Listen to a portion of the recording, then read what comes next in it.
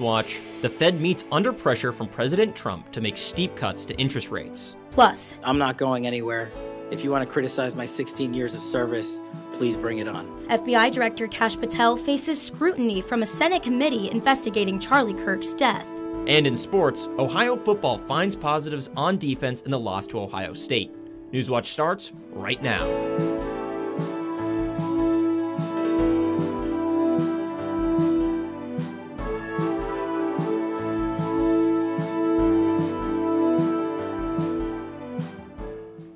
Thanks for joining us. I'm Charlie Ehlenfeld. The Federal Reserve's pivotal meeting on interest rate policy today kicks off after a late-night vote and last-minute ruling. And I'm Parker Davis. Welcome to Newswatch. They met under unprecedented circumstances as the panel is under pressure.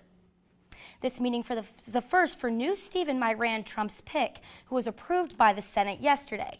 Federal Governor Lisa Cook is still on the board despite President Donald Trump's attempt to fire her. This comes after an appeals court.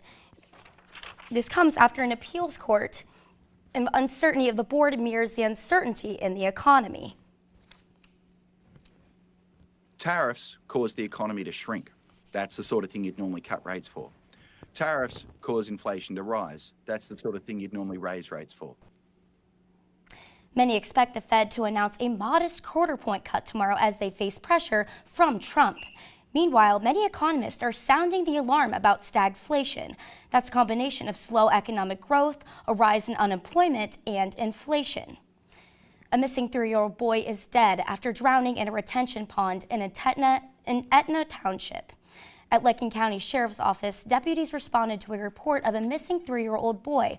Early yesterday afternoon, the child was found in a nearby retention pond. Deputies pulled the child from the pond and began giving CPR. The boy was transported to Nationwide Children's Hospital, where he later died. Detectives with the Sheriff's Office are continuing to investigate the incident. Athens City Council is moving forward with an ordinance to provide $10,000 to the Imagination Library Project. The project provides one book to a child every month until their 5th birthday.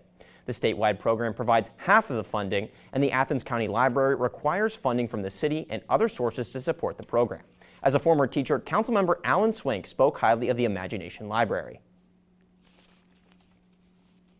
Can look forward to the mail delivery person each month bringing them a nice book. And the book that I brought last week was for a 2-year-old, and they're age appropriate, and it was called K is for Kindness. It was an alphabet book. So yeah, I'm excited about this program. The program has been available statewide since 2020, and Ohio leads the nation in participation.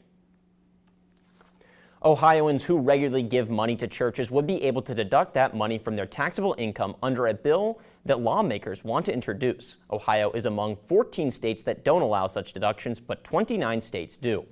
Though the measure hasn't been officially introduced, its sponsor says that it's bipartisan and with a quarter of the House in support. A draft of the bill shows 19 Republicans and 1 Democrat as co-sponsors. The draft only includes references to churches, but a sponsor says it would cover other denominations besides Christianity. The state is rolling out a new tool Ohioans can use to report crime and suspicious activity. Safeguard Ohio is an app used to upload video, audio, and photos of suspicious activity. It then lets artificial intelligence take it from there. Users can select from 8 categories to report a tip, ranging from drug-related activity to crimes against children. Ohio Homeland Security paid nearly $200,000 to develop the app and also signed a contract to pay the software company $250,000 to maintain the app each year. The Ohio Public Safety Director says the app is not a replacement for 911.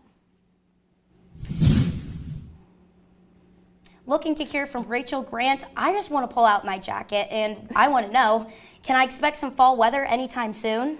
Unfortunately not. We're actually currently in a D0 drought, which is just saying it's moderately dry and it's very noticeable in the atmosphere. We're really not expecting to get any relief anytime soon. We are seeing some showers developing just south of Parkersburg, coming near Charleston, but that's not necessarily impacting us. We are seeing some clouds that were rolling in the last hour or so. They have now cleared out, currently 80 degrees out. outside, staying mostly clear for now, but heading into this evening, we'll be seeing that low of 57. The clouds will be returning for a little bit with just partly cloudy skies, but as we're heading into tomorrow, then we'll start to see those sunshine return again, high of 84 for us, and we'll really start to see an uptick in temperatures throughout the rest of this week, which I'll talk more about in my full weather forecast.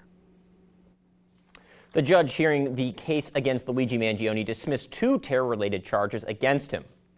Mangione is accused of gunning down former United Healthcare CEO Brian Thompson last year. Mangione still faces a count of murder in the second degree, and he made an appearance in state court in Manhattan just hours ago. His lawyers want the judge to dismiss and suppress evidence seized at the time of his arrest and statements made to law enforcement. Mangione faces a possible life sentence, if convicted in New York State court. And the Justice Department says it will seek the death penalty against him in the federal case. The man accused of assassinating conservative activist Charlie Kirk faces charges of aggravated murder. The 22-year-old Tyler Robinson is accused of shooting Kirk in the neck with a bolt-action rifle at Utah Valley University last week. Prosecutors say they found Robinson's DNA on the trigger of the gun used in the assassination. If convicted, Robinson could face the death penalty. This is just the latest development in an ongoing investigation into Kirk's death. Charges for Charlie Kirk's suspected killer are out, but the FBI director is in the hot seat on Capitol Hill for his handling of the investigation into Kirk's death. Karen Kafa has the latest from the Senate's Judiciary Committee meeting today. I'm not going anywhere.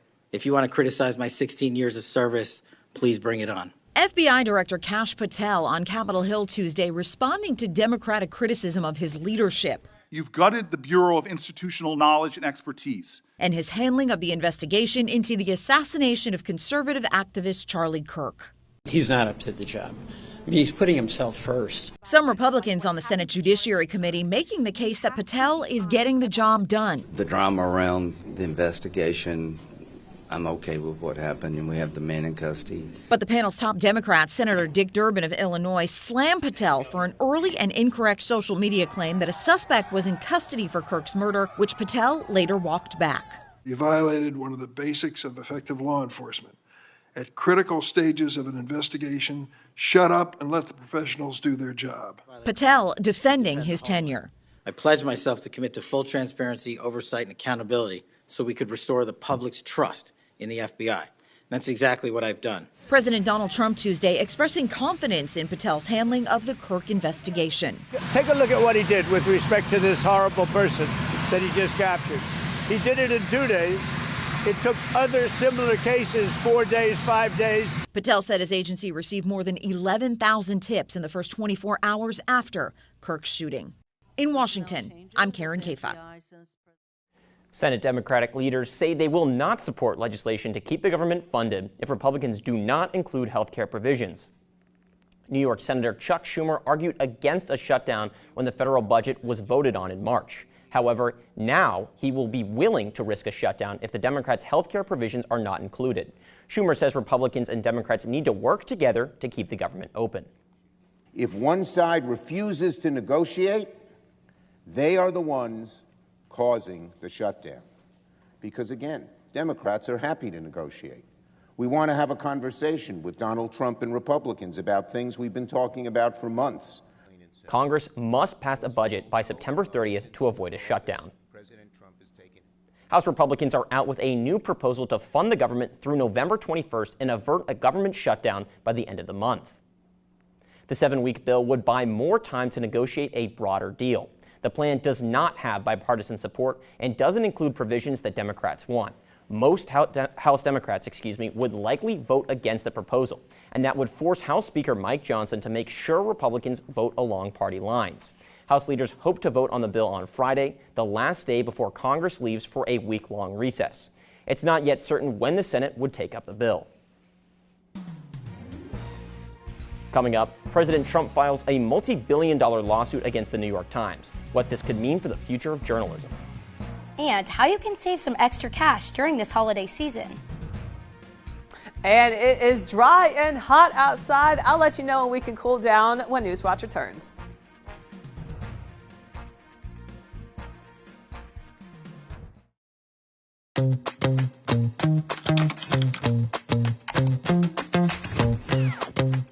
PBS viewers believe that businesses that sponsor PBS on WOUB Public Television have a commitment to quality and excellence. Sponsoring a PBS television program offers your business a unique opportunity to connect with a highly engaged, loyal, and trustful audience in a clutter-free environment, leading to increased brand awareness, positive perception, and potential for higher customer engagement. Your sponsorship is important to the community, and the rewards come back to you in the form of loyal customers. Align your organization with America's most trusted news and public affairs network. WOUB Public Television is worthy of your trust. Contact Corporate Support Director Kathy Malesic at 740-593-4909 or online at woub.org/support. CasualWorks was not designed, created, or maintained by people who studied disability. They're people who studied opportunity. If a person has very limited movement and can make little teeny circles, there's a place for you.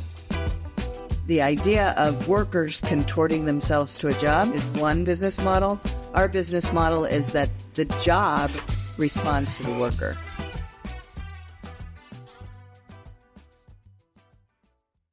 For more than 70 years, WOUB Public Media has been the place where people in our region turn to learn how stories of the past ignite the imagination of the future. It's where information, entertainment, and education work together to inform, enlighten, and inspire generations.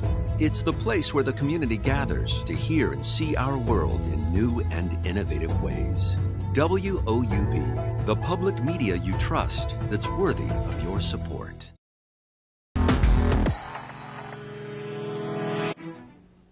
So, these drought-like conditions, when can we expect them to let up? Unfortunately, we won't be seeing any rain until next week, really until the first few days of fall. We'll start to get that fall crisp-like air coming toward us, especially when it's supposed to rain later on until the middle of next week, really. Never thought I'd say it, but I'm excited to pull out my umbrella. Right? Me too. We've been dealing with a lot of sunshine. That's a good thing. I like the sunshine, but we're currently in that D0 drought, just being moderately dry, and it's really not expecting to let up anytime soon. Even though we are seeing some storms developing just around Ohio and the Midwestern area, they are not heading toward us anytime soon. We have been seeing some clouds coming in and out of our area. That's from the storms we're seeing along the mid-Atlantic. It's moving closer to us now. That has all mostly cleared out for now, but should return in the next couple of hours. But even the clouds aren't bringing us any relief, unfortunately. We're still all sitting in the mid-80s, even the higher 80s for some of us, and it's really not expected to let up anytime soon. And even today, look at that high, 84, and that's even how it's feeling right now. It's not expected to let up anytime soon. Partly sunny skies throughout today, clouds moving in and out and really sticking around going into tonight. We'll be seeing that low of 57 for us as we're heading into this evening, and as we're heading towards tomorrow,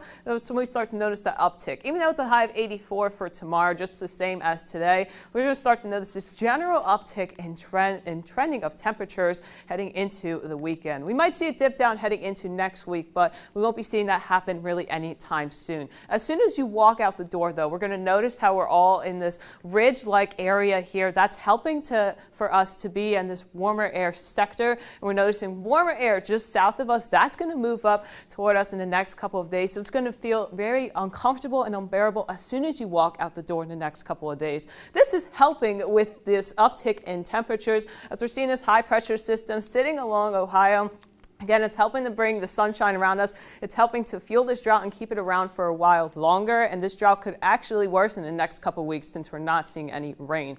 Even though we might see a little bit of rain heading into tomorrow night, though, it's not enough to get us out of this drought. This high pressure system is still sitting around, and it's going to provide us with lots of sunshine for the next few days. Doesn't necessarily move, really sticks along Ohio in the next couple of days. And as we're heading into the weekend, then it might start to go away because we're starting to see that sunshine come through, or excuse me, some clouds developing as well. But again, we're noticing this uptick in temperatures. 84 tomorrow, then we hop up to 87 and even 89 to kick off our weekend. It is hot. It is definitely feeling above 90 for the next couple of days. Look at that, 89 for 3 days in a row this weekend. It does not feel like fall is starting on Monday. Even though we start to notice that dip happening going into next week, it is surely going to feel more than 90 degrees as soon as you walk out the door for the next couple of days, especially this weekend. But then we might start to see some rain next week, and hopefully that'll get us out of this drought sooner than we are anticipating it. But again, you don't need that jacket anytime soon. Make sure you're staying hydrated, especially throughout this week. And then we'll hopefully be out of this drought rather soon. Thanks, Rachel. President Donald Trump has filed a $15 billion lawsuit against the New York Times on the claims of defamation and libel. The suit accuses the Times of being, quote, a full-throated mouthpiece of the Democratic Party. In a statement, the Times says the lawsuit has no merit and is instead an attempt to stifle and discourage independent reporting. In addition to the New York Times Company, the suit names 4 of the paper's reporters and the publishing house that put out a book about Trump. New research is showing an increase in heart attack rates in those under age 40. And a new study is revealing some potential hidden causes of a changing trend. Mandy Gaither has more. In the U.S., it's the most common cause of heart attacks. Coronary artery disease causes the narrowing of arteries due to plaque buildup, restricting blood flow.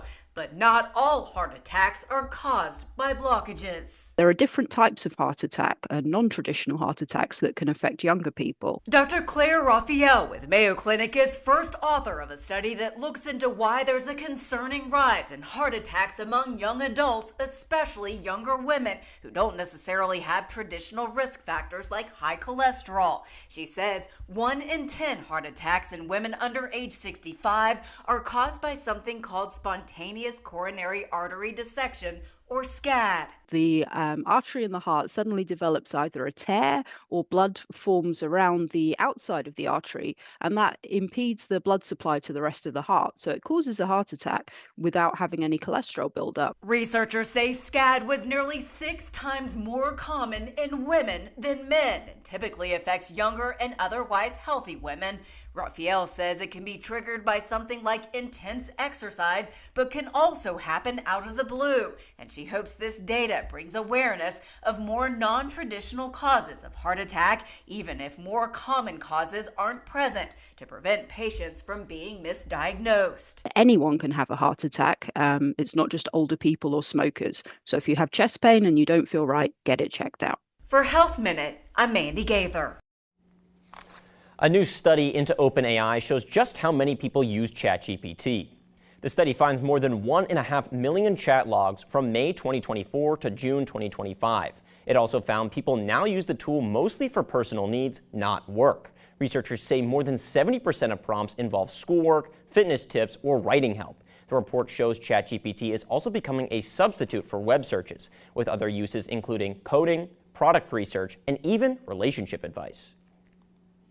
The holidays are just around the corner, and we are 100 days away from Christmas. This also means the return of holiday shopping. Michael Yoshida gives us a closer look at what could impact consumer spending this holiday season. The holiday season is fast approaching. 2, 1, Happy Thanksgiving! But recent economic data reveals prices are heating up while the labor market is cooling down. A cloudy financial picture dampening shoppers' spirits. Consumers have been feeling rather subdued about the economy. Their sentiment has been declining over the course of 2025, concurrently with the escalation of tariff rhetoric. That downturn coming at a critical time for retailers. Consumers are going to be heading into the holiday shopping season with a lot of caution. Accounting firm PricewaterhouseCoopers forecasts American shoppers will pull back on their holiday spending this year, reversing a trend of year-over-year growth since 2020. Our survey showed pullback in spend, 5% year-over-year pullback in holiday spend.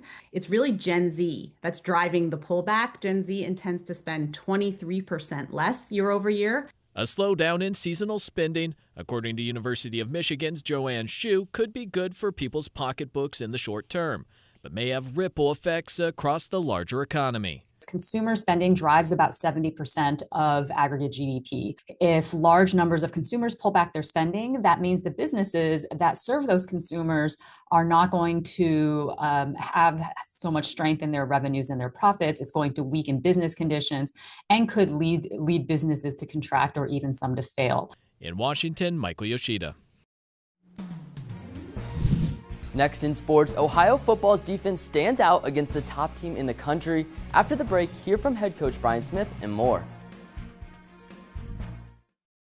The Cubs has been separated. That's very dangerous. There are lots of players who are just moving in. This territory is completely up for grabs. Total chaos. The hunt is on. There's a big fight erupting. It is a massive... It's like a gang war here. Oh, they've got him. Where are the Cubs? Wednesday at 8 on WOUB. We, Homo sapiens, first appeared over 300,000 years ago. We're not the first species of human. We're not the strongest, yet we are the only ones left. How on earth did this happen? Our story is stranger and more dramatic than most of us realize. Human Origins on Nova. Wednesday at 9 on WOUB.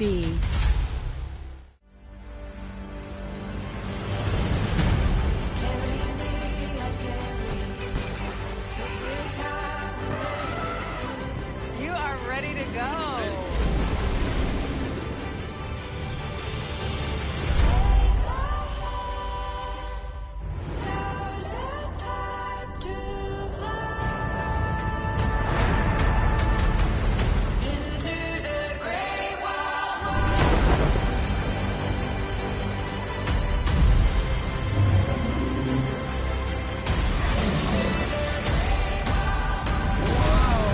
Did you get that? That is incredible. We are a part of a revolution.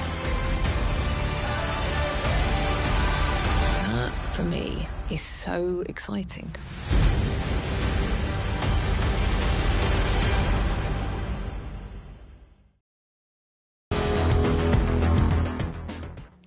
With sports, I'm Evan Johnson, and it has been pretty quiet on campus as an Ohio team hasn't had a home game since September 6th, but there's been plenty of action happening around the country. The biggest game of the week came in Columbus when Ohio football took on the #1 team in the country, the Ohio State Buckeyes. The Bobcat defense gave up 37 points, but that doesn't tell the full story. Ohio ranks 15th in the country for third down defense, and those big-time stops are what kept the Bobcats in the game on Saturday. They were able to start the game forcing a turnover on downs with a sack in the red zone, and they followed that performance by forcing 3 field goals in the red zone. The secondary also showed some great flashes, winning the turnover battle by snatching 2 interceptions. With these performances, head coach Brian Smith says he has a lot of confidence in his team. They saw the level that we can play at when we're playing at our best football, and that we can get stops against the best team in the country, that we can create explosive plays against the best team in the country, that we can defend our field against Power 4 opponents and win those games at home. So I think that there's a lot of confidence within our program right now. After playing 3 straight Power 4 teams, Ohio rounds out their non-conference schedule with FCS opponent Gardner-Webb. 2016 was the last time the Runnin' Bulldogs came to Athens, with the Bobcats taking care of business 37-21.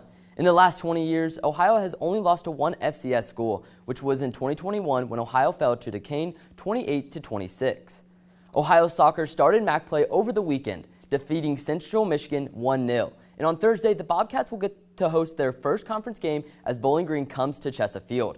The Falcons have been on fire to start the season, only losing 1 game against Illinois. It will be a battle of the goalkeepers, though, as Bowling Green's Peyton O'Malley has not allowed multiple goals in a game so far this season. Ohio goalkeeper Celeste Saloma is coming off a great performance against Central Michigan, earning MAC Goalie of the Week. And on Ohio women's cross country has reached new heights. They were ranked 4th in the Great Lakes region. That's the highest regional ranking in program history. The Bobcats only trail Notre Dame, Michigan State, and Wisconsin. The top 2 schools in each region automatically qualify for the NCAA championships. And they will get another shot to climb the rankings when they participate in the George Dales Invitation this Friday at Western Michigan. And after a full week of action, Bobcat Showcase has picked the 3 stars of the week: goalkeeper Celeste Sloma, forward Sasha DeKotla, and safety Adonis Williams Jr.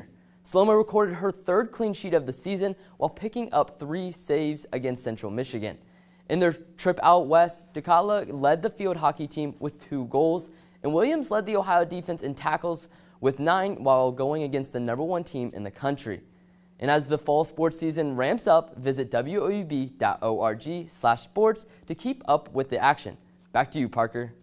Thank you, Evan. Still ahead, a man has been arrested in connection to the theft of a hard drive containing unreleased music from Beyonce. Here's a look at what's coming up next on your public television station.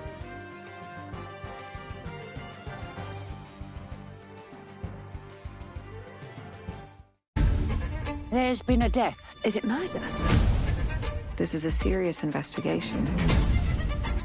The evidence begins with a lie and ends with the truth. There's something you need to see.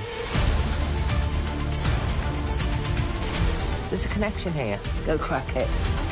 You do not want the weight of this on your shoulders. You really have done your homework. Quite thoroughly. Sunday on WOUB. The Electron Solar Farm. Pentagon with executive orders. Good evening. I'm Jeff Bennett. And I'm Amna Nawaz. I'm Margaret Hoover. I'm Christiana Manpour in London. Bring us up to speed there. Israel is vowing serious consequences. Did you get a commitment from President Trump? We have to work on it. When that story is told, it will be easier for us to see each other like the people who came before us. Today, we live in a time when meaningful discourse is needed more than ever. Is this just, at the end of the day, very smart politics? It's, never compromise on the accuracy. This is the story of modern war, how it's fought and how it's changing us.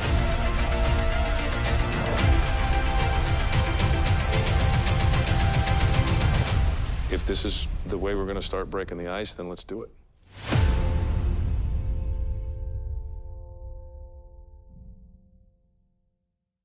A New Deal transforms the country. Roosevelt was changing national despair to hope. And his greatest test in his weakest hour. There was the President of the United States, helpless on the floor. The conclusion of FDR on American Experience. Tonight at 8 on WOUB.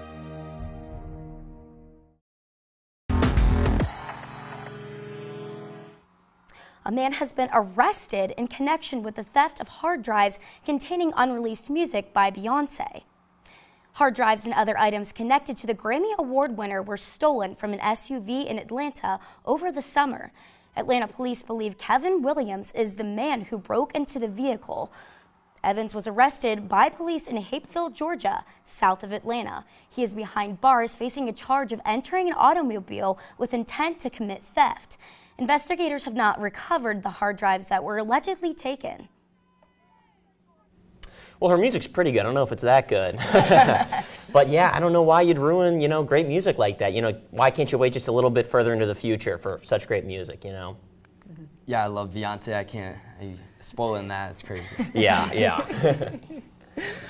Yeah, I mean, tonight, though, it's kind of looking on the better side than it has been in the last couple of weeks. It will definitely be brighter tomorrow and the rest of this week, though. Tonight, we're seeing that low of 57, partly cloudy skies, but the clouds move away, and then it'll be filled with lots of sunshine and very bright outside, and most importantly, very, very hot. We're noticing this uptick in temperatures throughout the rest of this week, getting just closer to 90 degrees as we're heading into this weekend. We'll hopefully be seeing a cool down as we're heading into the first few days of fall, but we just got to get through this unbearable heat throughout the rest of this week.